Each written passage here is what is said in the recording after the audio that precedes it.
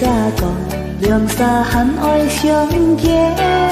xin chào vì相见có cha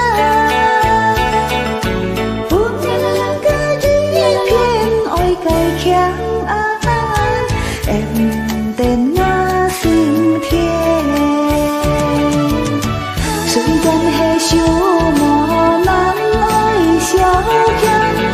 đường xa hẳn hết mai相见yêu hồ bình tỏ thiên khung xuân hen xin chào hàng có dài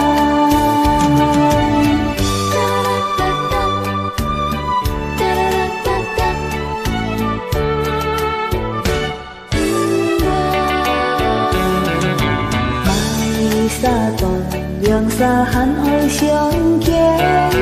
xin chào vì相见có cha buông lơi ya duyên khen ôi cây trong miao trong ngõ ngã xin thiên tuy gian hè buồn siêu có chút trái gian trong mai chim đi ngăn chân miên tuy gian hè thiên trong cả yêu trường chinh xin chào hàng có cha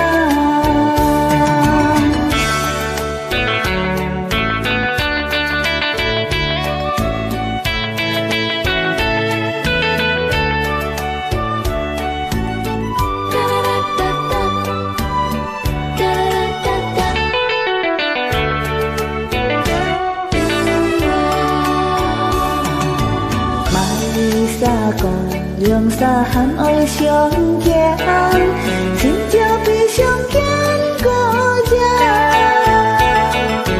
buồn là cái duyên thiên ôi cây kháng ai em tên na xin thiên sự dân hay siêu mò nắng ôi xiao khăn đường xa hẳn hết mai相见yêu hồ bình tỏ thiên khung xuân hen